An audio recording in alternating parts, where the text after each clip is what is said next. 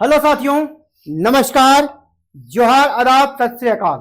Exam fighter number 1 पे आप सभी का हार्दिक स्वागत है, ग्रांट वेलकम है।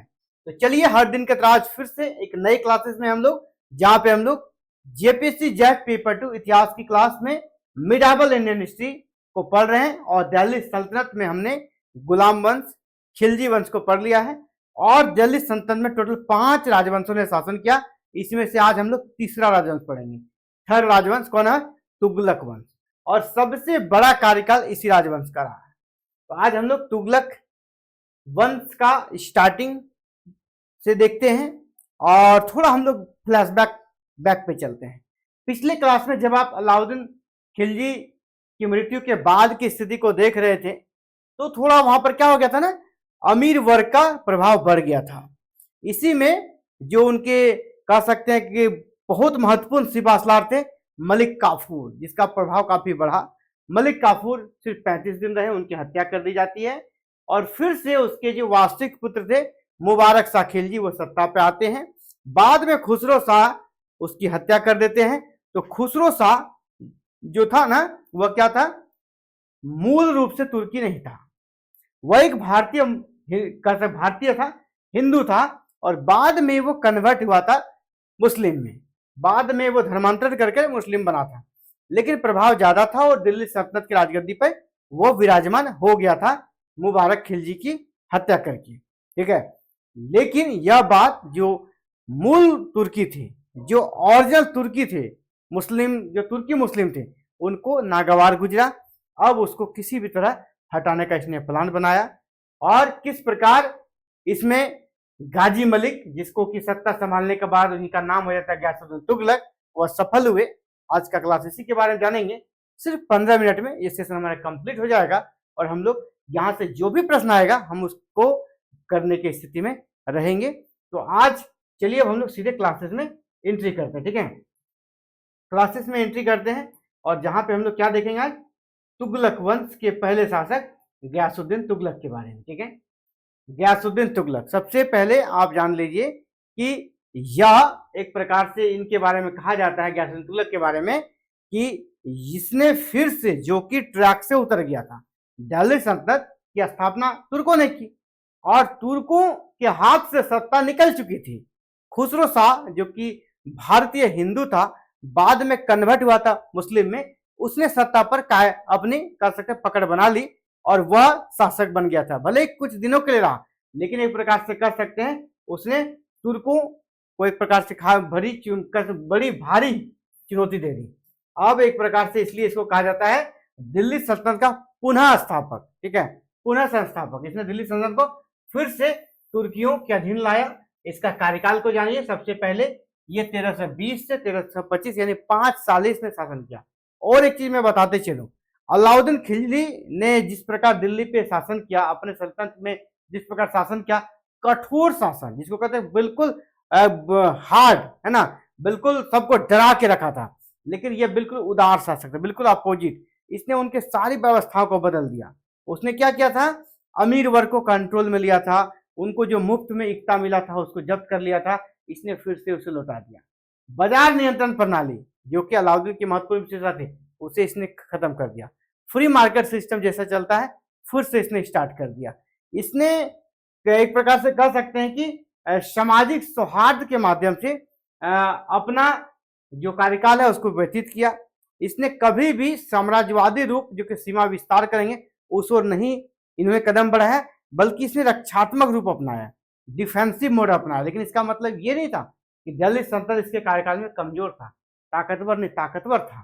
ठीक है, दिल्ली सल्तनत ताकतवर था, क्योंकि इसका प्रमाण है बंगाल, जो कि दिल्ली सल्तनत के नियंत्रण से निकल गया था, वहां के विद्रोह को इसने दबाया। बंगाल के विद्रोह को इसने दबाया और बड़ी ही शानदार सफलतापूर्वक उसको क्रैश कर दिया। बंगाल में जो विद्रोह उठा था उसे कुचल दिया इसने, और फिर से बंगाल दिल्ली सल्तनत के अधीन आ गया। मतलब ओवरऑल देखा जाए ताकत में कमी नहीं थी, लेकिन उदार प्रवृत्ति का शासक था ना, उदार प्रवृत्ति का था। और ये जिस प्रकार हम लोग अलाउद्दीन के शासनकाल को देखते हैं और फिर जब इसके शासनकाल में आते हैं, जमीन आसमान का आपको अंतर दिख जाएगा। ठीक है, तो चलिए पॉइंट बाय पॉइंट देखते हैं ताकि आपसे प्रश्न छूटे नहीं। ऐतिहासिक पृष्ठभूमि है, हिस्टोरिकल हम लोग फ्लैशबैक पे चलते हैं तो अलाउद्दीन की मृत्यु के बाद क्या हुआ था, सल्तनत में अराजकता आ गई थी। क्यों क्यों आ गई थी? क्योंकि उत्तराधिकार का कोई नियम था नहीं, उसने उत्तराधिकार किसी को चुना था नहीं। इसका फायदा किसने उठाया? मलिक काफूर ने, जो एक हिजड़ा था लेकिन उसका सेनापति था और बहुत ही करीबी था। इस उत्तराधिकार के संकट में इसने क्या किया, गद्दी अपने हाथ में ले लिया। ठीक है, बाद में कुतुबुद्दीन मुबारक शाह ने उसकी हत्या कर दी और फिर कुतुबुद्दीन मुबारक शाह जो कि अलाउद्दीन का पुत्र था वह सत्ता पर काबिज हो गया। ठीक है, और अंततः कुतुबुद्दीन मुबारक शाह को कर सकते मारकर उसकी हत्या कर धोखे से जो खुसरो खां जो कि पहले हिंदू था बाद में मुस्लिम बना था वह शासक अब बन गया था। ये बैकग्राउंड था। ठीक है, तुर्क अमीरों की शक्ति कम हो गई थी, जो तुर्क अमीर थे उसकी शक्ति कम हो गई लेकिन उसके अंदर प्रतिशोध की भावना थी। इसी बीच इसी परिस्थिति का फायदा उठाकर सीमांत क्षेत्रों के जो सूबेदार थे, दीपालपुर के सूबेदार गाजी मलिक, उसने विद्रोह कर दिया और 1320 में दिल्ली पर चढ़ाई कर दी और खुसरो खां को युद्ध में हराया और उसकी हत्या कर दी और दिल्ली सल्तनत में उसने अपना फिर से राज कायम किया। और यही गाजी मलिक जब सत्ता पे आया इसने अपना नाम क्या रख दिया, गयासुद्दीन तुगलक। ठीक है, गाजी मलिक ने अपना नाम क्या रख दिया, गयासुद्दीन तुगलक, और उसी नाम से वह दिल्ली का शासक बना। अगर बात करें इसके व्यक्तिगत चरित्र को तो वो भी आपको जानना चाहिए। व्यक्तिगत चरित्र के बारे में क्या क्या कहा इतिहासकारों ने। सबसे पहले कभी कभी आपको इसका गयासुद्दीन तुगलक का मूल नाम पूछा जाता है। इसका मूल नाम क्या था, गाजी मलिक। इतिहास में हम लोग और शासक के रूप में गयासुद्दीन तुगलक जानते हैं लेकिन इसका ओरिजिनल नाम गाजी मलिक था। उपाधि क्या लिया, सुल्तान गयासुद्दीन तुगलक शाह, ये उसका पूरा नाम हो गया शासक बनने से पहले। ये क्या था, पहले सेनापति था। ये क्या था, पहले सेनापति था। किस पद पे था शासक बनने से पहले, सेनापति। कहाँ का, तो दीपालपुर का था। ठीक है, यह कठोर अनुशासन प्रिय था लेकिन व्यवहारिक था, जीवन को समझता था। ऐतिहासिक दृष्टिकोण से जियाबुद्दीन बर्नी इसके काल का महत्वपूर्ण इतिहासकार है जो इसे न्यायप्रिय और सक्षम शासक मानते हैं। न्यायप्रिय मानते हैं और सक्षम यानी कमजोर नहीं था। ठीक है, इसे सल्तनत का पुनर्स्थापक भी कहा जाता है। पुनर्स्थापक क्यों, क्योंकि बीच में जब खुसरो खां था तो एक प्रकार से वो तुर्क नहीं था, तुर्की मुसलमान नहीं था। इसने फिर से तुर्की मुसलमान ये थे और फिर से तुर्की मुसलमान सल्तनत की गद्दी पर विराजमान हुआ, इसीलिए इसको सल्तनत का पुनर्स्थापक कहा जाता है। तो समझ रहे हैं सल्तनत का पुनर्स्थापक इसको क्यों कहते हैं, क्योंकि गैर तुर्की जो शासक थे खुसरो खां उसको हटाकर ये फिर से शासक बने, यानी तुर्की सत्ता जो चल रहा था उसको फिर से इसने कंटिन्यू कर दिया, इसलिए इसको पुनर्स्थापक कहते हैं। आधुनिक इतिहासकार इसको मानते हैं। इसके अलावा इसके लिए और एक उपाधि है, उसको आपको याद करना है, उसको जान लीजिए आप। और एक इसके बारे में कहा जाता है, इसको कहा जाता है इसे रिएक्शन अगेंस्ट खलजी एक्सेसेस। इसको कहा जाता है कि इसका एक प्रतीक माना जाता है।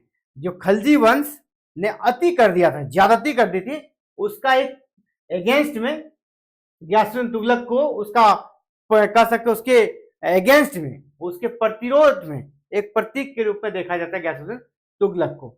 अब इसके प्रशासनिक व्यवस्था को देखेंगे, है ना, क्योंकि हर एक का शासक का अपना प्रशासन चलाने का नियम होता है। इसके प्रशासन में, केंद्रीय प्रशासन में 4 प्रमुख अधिकारी थे जिसका कि काम आपसे पूछा जाता है इसका संबंध किस क्षेत्र से था। तो देखिए पहला आ गया वजीर। वजीर क्या करते थे, वित्त और राजस्व, यानी वित्त मंत्री जिसको कह सकते हैं, फिनांस को देखते थे वजीर। एक था अरिज मालिक, यह सेना का प्रधान होता था, सेना का हेड होता था। एक होता दीवान इंसा, ये शाही पत्राचार को देखता था, है ना, शासक के साथ जो भी पत्राचार होता था उसका निगरानी करता था। काजी उल कुजाद, ये थे न्याय क्षेत्र को देखते थे, कोई फैसला सुनाना है ये काजी उल कुजाद उसको सुनाते थे, यानी ये जज की तरह काम करते थे न्याय के क्षेत्र में। दीवान इंसा पत्राचार के क्षेत्र में, आरिज मुबालिक सेना के क्षेत्र में, और वजीर जो था वित्त और राजस्व क्षेत्र को देखता था। ये इनका केंद्रीय प्रशासन में था। इसके अलावा इसके प्रशासन की महत्वपूर्ण विशेषता ये रही कि इसने भ्रष्टाचार पर नियंत्रण किया, अमीरों की शक्ति को सीमित किया। ठीक है, अमीरों की शक्ति वैसे भी डाउन थी लेकिन इसने उसको सीमित किया। ठीक है, बहुत ज्यादा आगे बढ़ने नहीं दिया। मान लीजिए इक्ता को इसने फिर से बांट दिया। इक्ता जो कोई अलाउद्दीन खिलजी ने जब्त कर लिया था, जो टैक्स फ्री इक्ता था उसको जब्त कर लिया था, उसको फिर से इसने वापस लौटा दिया, लेकिन उसकी शक्ति को सीमित रखा, आउट ऑफ कंट्रोल होने नहीं दिया, उसको अनुशासन में ही रखा। एकता प्रणाली में अलाउद्दीन की एकता प्रणाली समझ रहे हैं? एकता प्रणाली क्या होता था? मान लीजिए अधिकारियों को कैश नहीं दिया जाता था। मान लीजिए अधिकारी है, आप हैं दिल्ली सल्तनत में, आपको कैश नहीं दिया जाएगा, ठीक है, आपको क्या दिया जाएगा? एक भूमि का टुकड़ा दिया जाएगा। जो भूमि का टुकड़ा दिया जाता था उससे आपको क्या करना है? टैक्स वसूल के अपना वेतन का सामंजन कर लेना है। तो ये जो भूमि का टुकड़ा था यही कहलाता था एकता, ठीक है, और जिसको मिलता था वो कहलाता था एकता था। एकता प्रणाली की शुरुआत किसने की थी? इल्तुतमिश ने, है ना, इल्तुतमिश ने। वही एकता यहाँ भी चल रहा था। तो एकता में क्या होता? बहुत सारा एकता ऐसा था जो कह सकते अलाउद्दीन ने जब्त कर लिया था, ताकि सबको जब्त करके वह क्या करता? अपने केंद्रीय शक्ति को मजबूत बनाना चाहता था। इसने क्या क्या? कठोर निगरानी में कुछ नरमी डाल दी और इक्तेदारों को कुछ सीमित अधिकार भी दिया और राजस्व का नियमित लेखा जोखा कराया, ठीक है, राजस्व का नियमित लेखा जोखा कराया। और क्या किया? जो जब्त किया था अलाउद्दीन ने, बहुत सारे इक्तेदारों को उसकी एकता वापस कर दी, क्योंकि अलाउद्दीन ने इसलिए जब्त किया था, ये इक्तेदार धीरे शक्तिशाली हो रहे थे और सत्ता को चुनौती देते थे बाद में। जब बड़े शक्तिशाली हो जाएंगे तो सत्ता को चुनौती देंगे, इसीलिए वो क्या करते थे? इसका जो एकता था उसको जब्त कर लिया था अलाउद्दीन ने, लेकिन इसने उसे वापस लौटाया और अमीरों के प्रति इसने नरम रुख अपनाया। हालांकि उसको ज्यादा शक्तिशाली होने नहीं दिया, यानी सॉफ्ट पावर था, ठीक है, ये जो भी काम करते थे सॉफ्ट तरीके से, है ना। और अलाउद्दीन क्या करता था?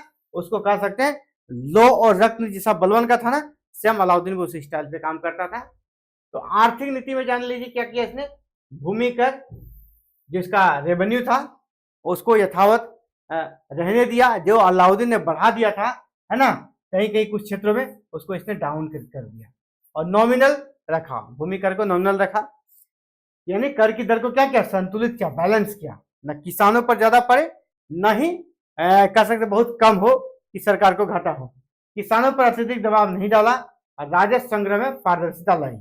सबसे बड़ा देखिए, मूल्य नियंत्रण व्यवस्था समाप्त कर दिया और स्वतंत्र बाजार प्रणाली की वापसी की।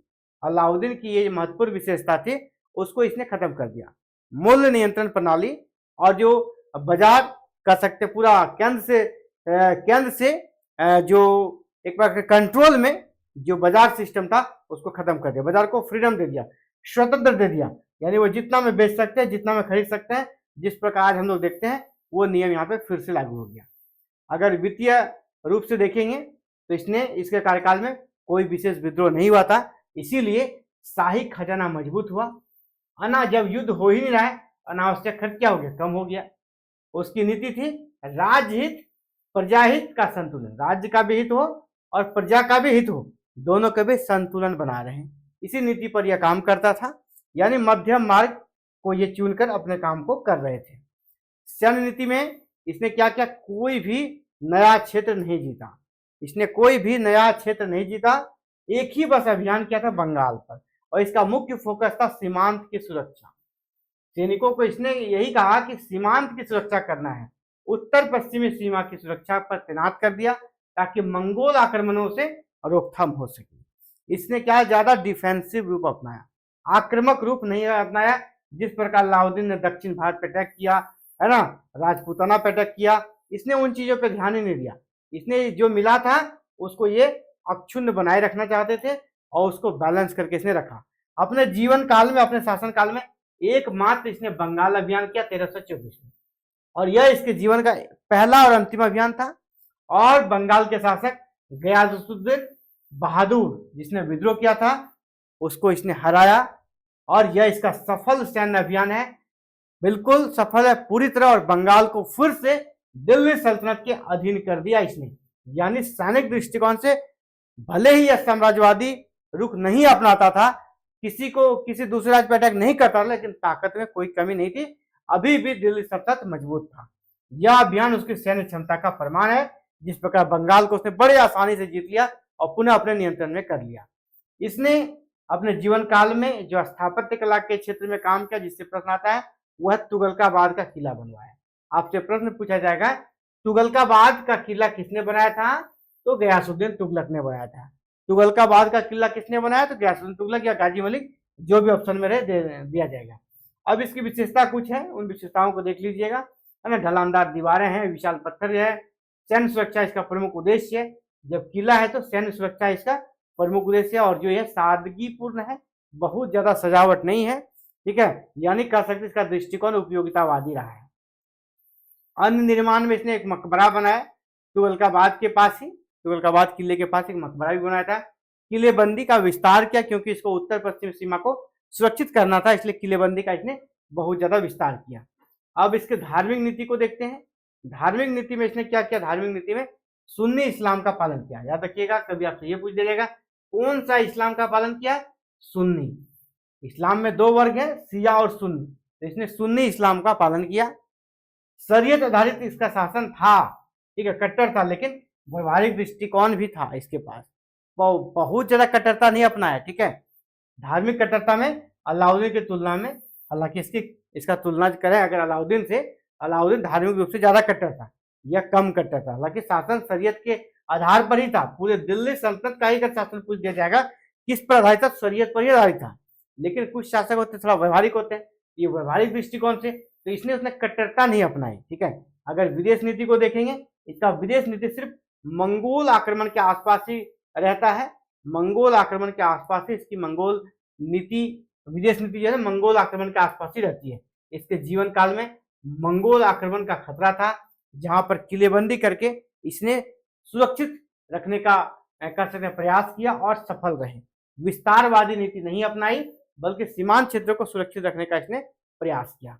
अब इसके मौत पर आते हैं। जैसे हमने कहा 1324 में कहाँ गए थे? बंगाल अभियान। तो जब ये बंगाल अभियान से वापस आ रहे थे, तो उसी अभियान से वापस आते समय क्या प्लान था कि इसको एक स्वागत समारोह रखा गया कि सुल्तान युद्ध जीत कर आ रहे हैं, ठीक है, सुल्तान क्या करके आ रहे हैं? युद्ध जीत कर आ रहे हैं, उसका भव्य स्वागत होना चाहिए। और इसके लिए क्या कहते हैं, एक लकड़ी का पूरा दरबार बनाया गया था, जहां पे उसका स्वागत किया जाता है। और कहा जाता है वह लकड़ी का जो महल था वह गिर गया और सुल्तान की दबकर मृत्यु हो गई, गयासुद्दीन तुगलक की। हालांकि इसी मृत्यु पर लेकर विवाद है। कहीं कहीं कहा जाता है कि इसमें उसका पुत्र मोहम्मद बिन तुगलक, जो बहुत महत्वाकांक्षी था, वह शासक बनना चाहता था, उसने साजिश के माध्यम से ये ऐसा महल बनाया था ताकि वह गिर जाए, और कुछ इस प्रकार की चीजें बना के सिस्टम रखा था कि जब वहां प्रोग्राम हो तो लकड़ी का भवन गिर जाए, लकड़ी का जो बना था बिल्डिंग वो गिर जाए।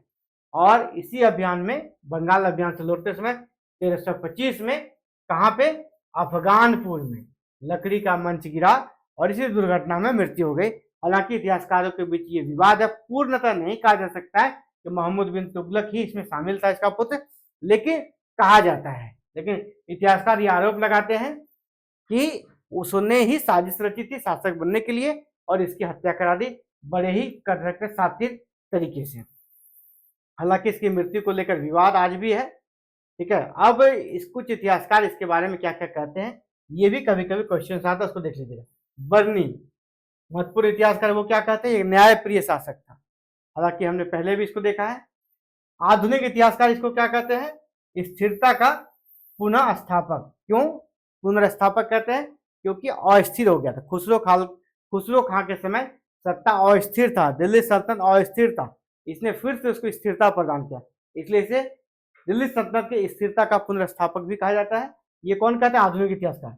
मार्क्सवादी इतिहासकार इसको क्या कहते हैं? सैन्य कुलीन वर्ग का प्रतिनिधि। इसका कहना कि सेना का और जो समाज के संभ्रांत वर्ग थे, कुलीन वर्ग थे, उन दोनों का प्रतिनिधि था। जो समाज का निचला तबका था उसका प्रतिनिधि ये नहीं था। ये कौन कहते हैं? मार्क्सवादी इतिहासकार। गयासुद्दीन के शासन को स्टेबलाइजेशन फेज भी माना जाता है।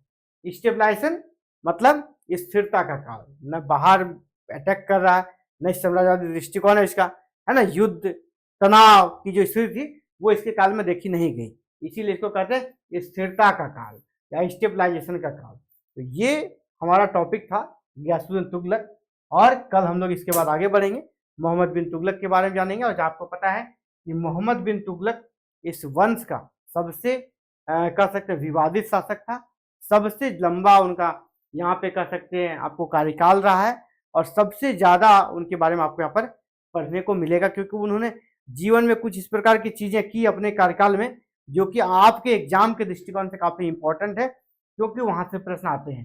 हालांकि जीवन काल में वो कितने सफल हुए नहीं सफल हुए वो तो हम लोग अलग दृष्टिकोण से देखेंगे, लेकिन उसने कुछ इस प्रकार डिसीजंस लिए जो अभी भी इतिहासकारों का विवाद है। और एक आप सभी के लिए इंफॉर्मेशन है साथियों, आपको पता है अभी 29 मार्च आपका जेपीएससी जेट का डेट है।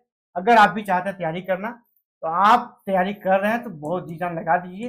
हालांकि अभी भी कहीं आपके डाउट्स है, इस वीडियो के नीचे, इस वीडियो के डिस्क्रिप्शन बॉक्स में हमारे एप्लीकेशन का लिंक है, उस ऐप को क्लिक कर लीजिएगा, ऐप को डाउनलोड कर लीजिएगा और वहां पर जेपीएससी जेट से जुड़ा हुआ आपको प्रैक्टिस सेट बहुत जल्द मिलने वाला है। अभी फिलहाल क्लासेस से जुड़ा हुआ वीडियो भी मिल जाएगा। एडमिशन स्टार्ट है, आप प्रीवियस वीडियो को देखकर अपने तैयारी को अभी भी कंप्लीट कर सकते हैं। वहां पर पेपर 2 हिस्ट्री, पेपर 1 की भी क्लासेस चल रही है और भी पेपर 2 में सोशोलॉजी की भी क्लासेस चल रही है। आपको जिस भी क्लास में एडमिशन चाहिए अभी भी आप एडमिशन लेकर क्लासेस का लाभ ले सकते हैं। और अगर आपको प्रैक्टिस सेट में भाग लेना है, सिर्फ आपको मॉक टेस्ट देना है, तो मॉक टेस्ट भी बहुत जल्दी स्टार्ट होगा। तो मॉक टेस्ट के लिए क्या करना है, आपको अभी से ऐप को डाउनलोड कर लेना है। आपको 10 मॉक टेस्ट मिलेगा बहुत जल्द। आपको एप्लीकेशन पे कितने मॉक टेस्ट मिलेंगे? 10। बिल्कुल जेट पैटर्न पर आपको 10 प्रैक्टिस सेट कराया जाएगा। और जब आप 10 प्रैक्टिस सेट कर लेंगे ना, आपका कॉन्फिडेंस आसमान पे रहेगा और बिल्कुल आपको लगेगा कि एग्जाम ले ही लो, है ना, आई एम रेडी, एग्जाम ले लो, इस प्रकार का आपको अंदर फील जरूर आएगा। तो प्रैक्टिस सेट मॉक टेस्ट में जरूर भाग लीजिएगा, जो कि हमारे एप्लीकेशन पे चलेगा। उसको आप अभी के अभी ऐप को डाउनलोड कर लीजिए। अगर कोई दिक्कत हो तो आप संपर्क कर सकते हैं, एक नंबर मैं आपको दे रहा हूँ। अगर आपको कोई दिक्कत हो इस नंबर पे कॉल कर लीजिएगा। नंबर है 7541840154, ये नंबर है। कोई डाउट्स हो इस पे कर लीजिएगा, ठीक है। तो फिलहाल साथियों इस वीडियो में इतना ही, जल्द मिलते हैं नई वीडियो में नई क्लास के साथ। थैंक यू, जय हिंद, जय भारत, जय झारखंड।